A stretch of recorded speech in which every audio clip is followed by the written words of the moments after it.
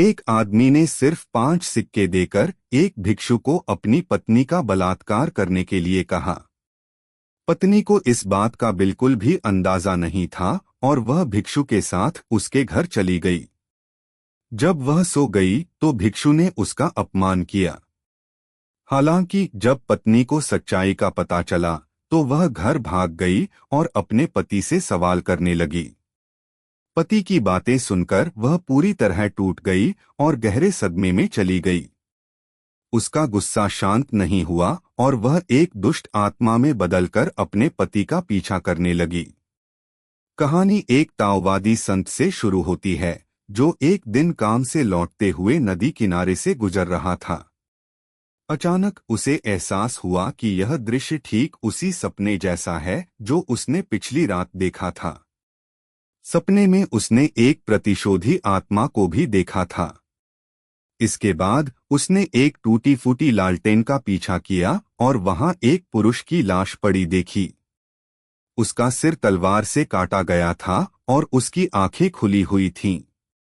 गांव के लोग डर गए, लेकिन मृतक के प्रति सम्मान दिखाने के लिए उन्होंने उसकी आंखें बंद कर दीं। जब अधिकारियों को सूचित किया गया तो मृत व्यक्ति की पहचान उसी महिला के पति के रूप में हुई। अचानक मृत व्यक्ति ने अपनी आंखें खोल दीं और सभी लोग डर के मारे कांपने लगे। उसका दामाद डर से उसे पत्तों से ढक देता है और घर लौटकर अपनी पत्नी को यह दुखद खबर सुनाता है। पत्नी यह सुनकर फूट फूट कर रोने लगी। पति ने उसे दिलासा दिया और कहा कि वह हत्यारे को ढूंढेगा और उसे सजा दिलाएगा। लेकिन अगर वह हत्यारे की तलाश में निकलता तो घर में कमाने वाला कोई नहीं होता। अगले दिन उसने पत्नी से झूठ कहा कि उसने उसके लिए नौकरी ढूंढ ली है और उसे घर से भेज दिया। फिर भिक्षु उसे अपने घर ले गया और कहा कि वह सुबह उसे काम पर ले जाएगा। रात को उसने उसे अपने बिस्तर पर सोने की अनुमति दी, लेकिन जब पत्नी गहरी नींद में थी तो उसने उसके साथ जबरदस्ती की। पत्नी जाग गई और गुस्से से बोली कि वह यहाँ काम करने आई है और अगर उसके पति को यह सब पता चला तो वह उसे नहीं छोड़ेगा। लेकिन भिक्षु ने हंसते हुए कहा कि तुम्हारे पति ने ही तुम्हें 5 सिक्कों में मुझे बेच दिया है। पत्नी इस बात पर विश्वास नहीं कर पाई और तुरंत घर लौटकर अपने पति से सवाल करने लगी।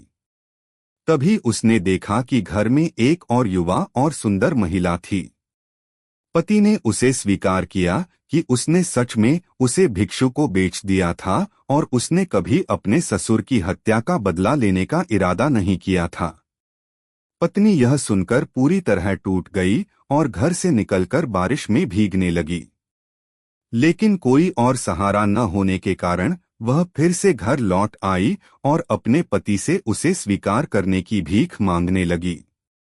पति पहले उसे भगाने वाला था, लेकिन पत्नी अचानक मानसिक रूप से अस्थिर हो गई। पति डर गया और उसे घर में रहने दिया। अगले दिन वह जमींदार के पास गया और अपनी पत्नी से छुटकारा पाने की योजना बनाई। दरअसल जमींदार चाहता था कि उसकी उपपत्नी उसी आदमी से शादी करे ताकि वह कभी भी उससे संबंध बना सके। उसने आदमी को इसके बदले अच्छी धनराशि देने का वादा किया। पैसे के लालच में आदमी ने न केवल अपने ससुर की हत्या कर दी, बल्कि अपनी पत्नी को भी भिक्षु से दुष्कर्म करवाया ताकि वह उसे छोड़ दे और जमींदार की उपपत्नी से शादी कर सके। लेकिन पत्नी बच गई और फिर से घर लौट आई।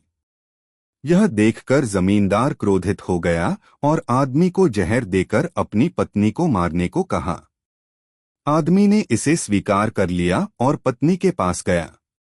पत्नी को लगा कि उसका पति अब फिर से उसे प्यार करने लगा है और वह खुश हो गई। रात को भिक्षु अचानक घर आया और घुटनों के बल बैठकर अपने पापों के लिए क्षमा मांगने लगा। उसने पत्नी को बताया कि उसका पति एक दुष्ट व्यक्ति है और अगर वह उसके साथ रही तो उसे कोई सुख नहीं मिलेगा। फिर उसने पत्नी को दवा दी, लेकिन पत्नी ने इसे जमीन पर गिरा दिया और अपने पति द्वारा दी गई दवा पी ली। भिक्षु ने उसे बताया कि उसका पति ही उसके पिता का हत्यारा है। यह सुनकर पत्नी चौंक गई और यकीन नहीं कर पाई। तभी जहर ने असर दिखाना शुरू किया और वह दर्द में तड़पने लगी। अब उसे भिक्षु की बातों पर विश्वास हुआ, लेकिन तब तक बहुत देर हो चुकी थी। थोड़ी देर बाद भिक्षु को अचानक कुछ अजीब महसूस हुआ और वह डर से घर भागा, लेकिन रास्ते में आदमी से टकरा गया। आदमी जब घर लौटा तो उसने देखा कि उसकी पत्नी के बाल झड़ रहे हैं और वह खुद से बातें कर रही है। पत्नी की आत्मा अब प्रतिशोधी दानव में बदल गई थी।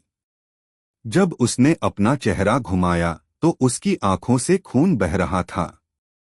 पति ने कोई दया नहीं दिखाई और तलवार से हमला किया, लेकिन वह केवल बालों की एक लट काट सका।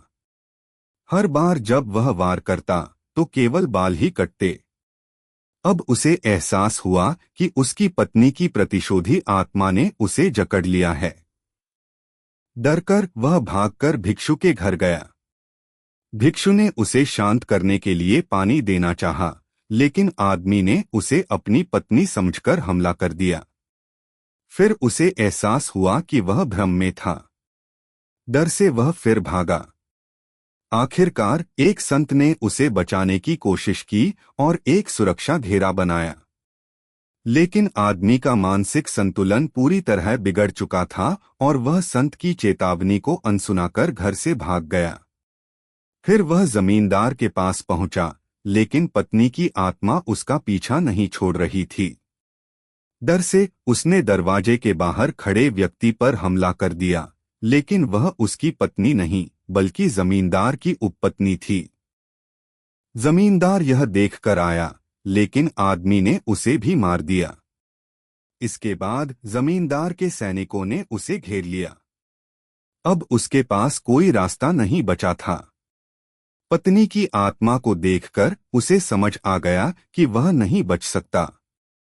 अंत में उसने खुद को मारकर अपनी जान दे दी।